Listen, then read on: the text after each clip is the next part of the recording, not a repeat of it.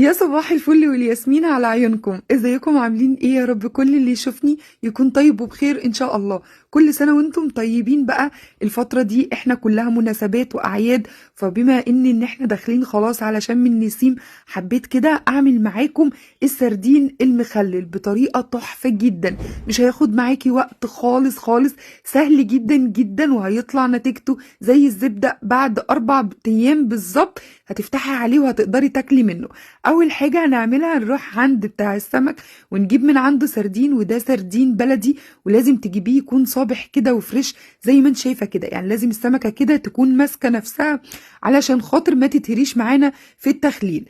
اول حاجه بقى هنعملها هناخدها نغسلها كويس جدا تحت الميه، وندخل كده ايدينا من عند النغاشيش علشان خاطر لو في اي طينه اي تراب تطلع. وبعد ما نغسله نحطه بقى كده في المصفى، وبصولي بقى على النغاشيش نضيفه وزي الفل. شايفين السمكية بتلمع وبتبرق ازاي؟ تحفة جدا. نسيبه بقى في المصفى دي 3 4 ساعات كده لحد لما يتصفى المية بتاعته خالص خالص. ودي خطوة مهمة جدا، لازم نصفي السردين بتاعنا قبل ما نملحه في مصفى مدة ما تقلش عن 3 4 ساعات علشان نتأكد ان المية بتاعته نزلت، لان لو فضل فيه لسه مية ده هيبوظه وهيعمل بكتيريا في السمك وهيبوظ مننا. بعد كده هنجيب بقى صينية ونفرد كده عليها مناديل بتاعت المطبخ، وهنبتدي ننشر السمك بتاعنا بالطريقة دي زي ما انتوا شايفين كده، علشان خاطر لو لسه في اي نقطة مية نضمن ان هي هتنزل على المناديل والمناديل هتمتصها. وبمناديل تانية كده هنبتدي ننشف من فوق كده. شايفين ضغطة بسيطة خالص كده عشان نتأكد ان السمك بتاعنا ناشف خالص تماما مفهوش ولا نقطة مية. بالطريقة دي شايفين نطبطب بس كده عليه علشان خاطر اي مية بواقي المية تنزل على طول ونمتصها المناديل. خطوات دي مهمة، بس دي عشان تضمن لك ان السمكية بتاعتك تطلع معاكي مظبوطة وما تبص منك في التخليل. بعد كده بقى هنجيب هنا نص كوباية ملح، وانا استخدمت الملح الخشن بيبقى موجود عند كل العطارين. نص كوباية ملح يعني 3 معالق كبار مليانين ملح. هضيف عليهم معلقة صغيرة من الكركم ومعلقة صغيرة من الشطة، وتقدري لو انتي مش عايزاه حراق تستبدليها ببابريكا او تستغني عن الاتنين. هضيف كده كمان معلقتين كده كبار مليانين من الزيت، ونقلبه كويس قوي. والزيت هنا ده عامل مهم جدا علشان خاطر يدمج لي كل المكونات تبقى مدموجة مع بعض كويس جدا، ولما نضيفه على السمك يمسك على طول في السمكية. شايفين؟ ناخد بقى كده الملح بتاعنا اللي تبلناه وننزله كده ونرشه على السمكية. ودي خطوة مهمة جدا، دي بتضمن لي ان السمكية بتتبل كويس قوي وتبقى كلها مغمورة من الخلطة بتاعتي بتمسك فيها. دي خطوة احسن من لما بنحط السمك كده في قلب العلبة او الكيس بتاعنا ونرش كده عليه من فوق. فخطوة الزيت وان احنا نقلب الملح مع السمك دي بتضمني ان السمكية اتغلفت بالخلطة بتاعتي وبالملح بتاعي حلو قوي، ويطلع نتيجته في النهاية تحفة جدا.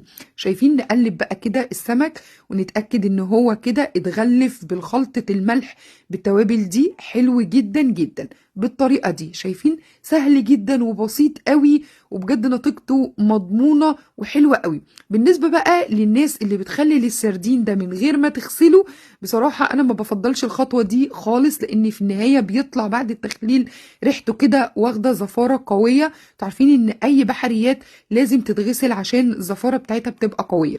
فدي بتطلع لي سمكية ريحتها زي الفل وطعمها بقى خرافة ولا اروع، بجد تحفة جدا. بعد ما تبلنا السمك بتاعنا هجيب بقى اكياس التلاجة دي اللي هي خاصة بحفظ الطعام، وابتدي ارص بالطريقة دي. نحط كده 3 سمكات الشكل ده ننيمهم كده، نبتدي نحط 3 سمكات تانيين عكس منهم. يعني لو حطيت 3 4 سمكات اتجاه اليمين مثلا، نحط دول اتجاه الشمال، او الشرق يبقى الغرب كده. يعني نحط الروس عكس بعضها. تمام؟ انتوا كده فهمتوني. نحط الروس عكس بعضها، وكل ما نحط كده طبقة من السمك ناخد كده شوية صغيرين من الملح معانا اللي فضل ده كده في الصينية ونرش فوق منهم بالشكل ده. نكرر بقى الخطوات بتاعتنا دي لحد لما نخلص كمية السمك اللي معايا كلها طبقات عكس بعض، ورشة ملح بسيطة كده على الوش بالشكل ده. شايفين؟ خلصت بقى. تعالوا بقى نحط كده قيمة نص كوباية من الزيت، ودي خطوة مهمة جدا. تقولي لي الزيت تاني؟ هقولك لأن الزيت ده مادة حافظة، هيحفظ لي السمكية بتاعتي، مش هيجرى لها أي حاجة، مش هتبوظ، وكمان هتطلع معايا السمكية بعد ما نفتح عليها بصي زي المربى، هيبقى مربى والله العظيم، هيبقى طعمه حلو جدا جدا جدا. بعد ما نحط بقى الزيت نمسك بقى الكيس كده، واهم خطوة انك تطلعي الهواء من الكيس كويس، او تتأكدي ان انت فرغتي منه الهواء تماما. مش عايزة الكيس ده يبقى فيه هواء. شايفين الكيس عامل ازاي؟ اتمص اتشفط على السمك كده، مش عايزة اي هواء خالص. نربط بقى عليه ربطة كويسة، ونجيب اكياس تانية ونحط.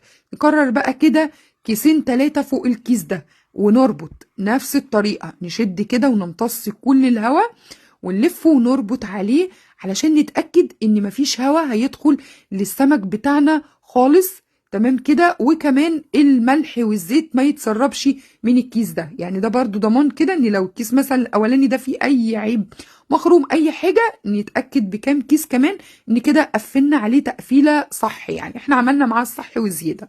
بعد كده بقى هجيب علبة وهحط جوه العلبة كده ونقفل عليه، ولازم تكون علبة كده محكمة الغلق بالشكل ده. شايفين؟ نشيله بقى في اي حتة في المطبخ كده، اي حتة تكون ضلمة، وكل يوم نقلبه على الجنب التاني علشان نتأكد ان الملح والزيت اختلط بيه كله، وكل السمكية بتاعتي اتبلت. بعد 4 ايام افتحي عليه هتلاقيه زي الزبدة. يا رب يكون الفيديو عجبكم، واشوفكم